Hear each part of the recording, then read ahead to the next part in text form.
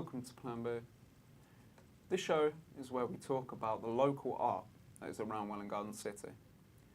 What you'll see in our first clip is our boys went to the local shredded wheat factory to check out the new art skylight and the personal garage of the owner that holds many luxurious motorcycles.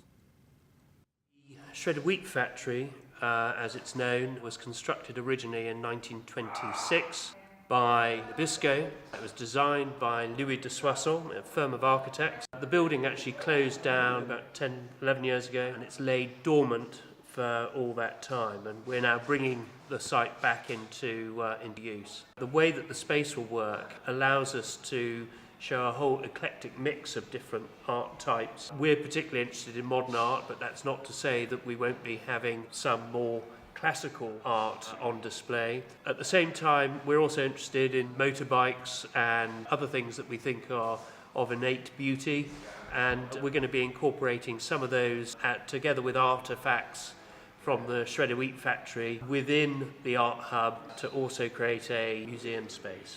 In terms of the events that we'll be doing here, obviously we've got the civic building with a wellness centre and performing arts. We hope to have a number of events both within the art hub but also within the public realm spaces, of which we've got some very substantial areas. So there'll be an opportunity to do a variety of things which all the general public will be able to enjoy. So we might have a farmer's market perhaps one weekend, but we might also have an external art show. There's a variety of things that we hope to be able to deliver within the public realm space as well as within the art. Shredded Wheat Factory is still open in Welwyn. Next up, we have an interview with the head organiser of the arts course at Hertfordshire University.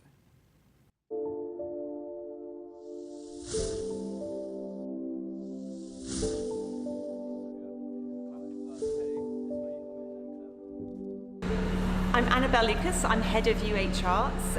UH Arts is the arts and cultural programme for the University of Hertfordshire. So it's kind of like an arts centre for the students and staff on campus and the community around about. We don't have one building where we show all the art and culture activity that's spread across the campus. So we're here in the Art and Design Gallery, which is where we show the visual art aspects of the programme.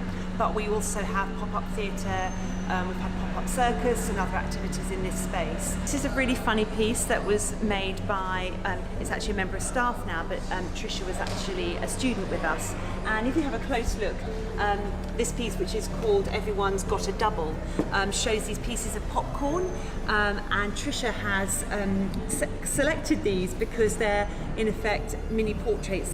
A piece made out of pieces of mirror, very reflective, and in the same way that this is looking at architecture, you could say that this is also interested in architecture because it's reflecting the space and architecture around it within all the different facets of the pieces of mirror.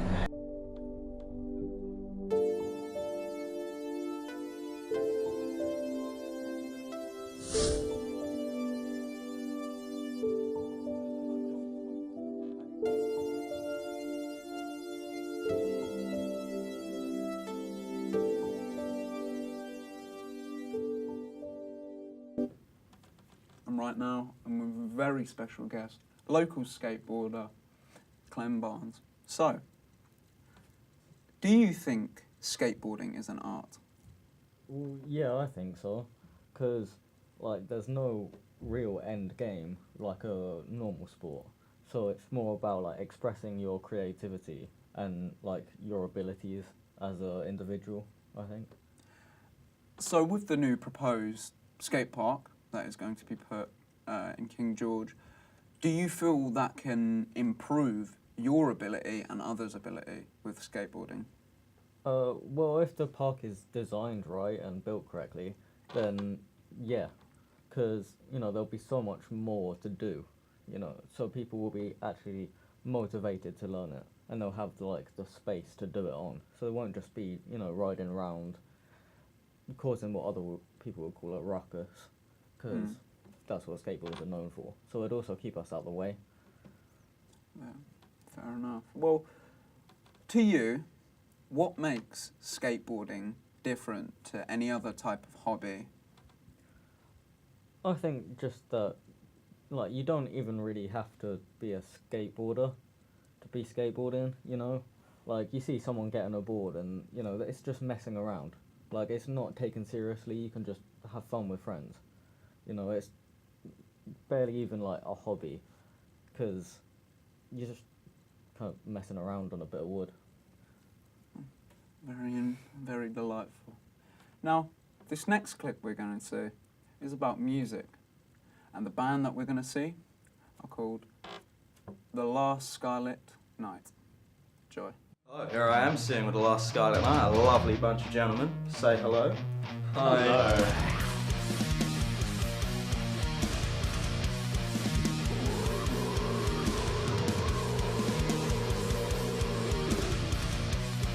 So guys, what inspires you guys to independently write the music that you write? We don't really write it independently, we write it together. Yeah, I think. So, I mean, yeah. Well, I mean, it's Well, like it's basically independently really as a band that's, you know, just a local thing, you know? Not like a signed Yeah. thing. We're not trying very hard, if that's what you're asking. That is a good point.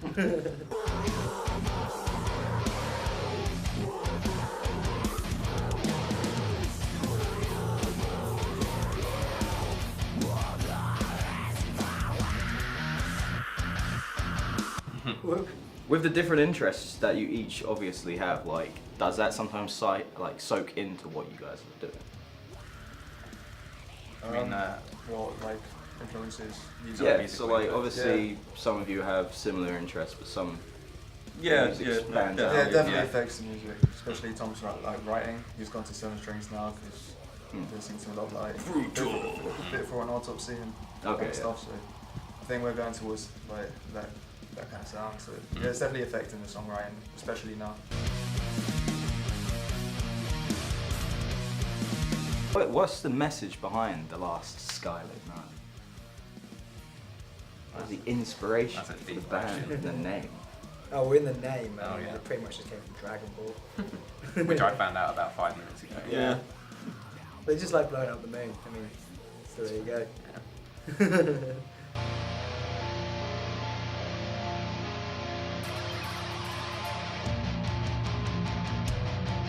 Okay, so all in all, you guys are just happy with how you are, what you're doing. Yeah. Having a lot of fun, Say obviously. happy. No. Got a lot of mixed vibes from you today, Jared. Okay. Well, thank you guys. That's The Last Scarlet Night. You can check them on YouTube or any local pub. Music is widely considered to be one of the most relatable forms of art. And on such a special day, we are honouring the late, great Jimi Hendrix. I hope you enjoy.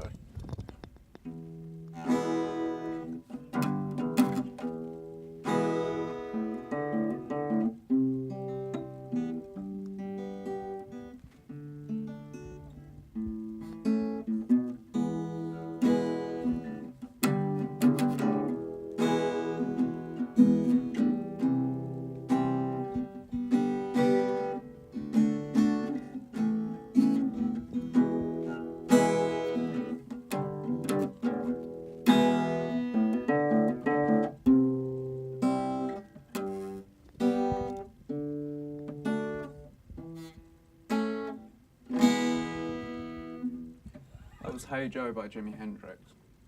I really hope you've enjoyed today's show. There's been a lot of insightful information, very eye-opening things.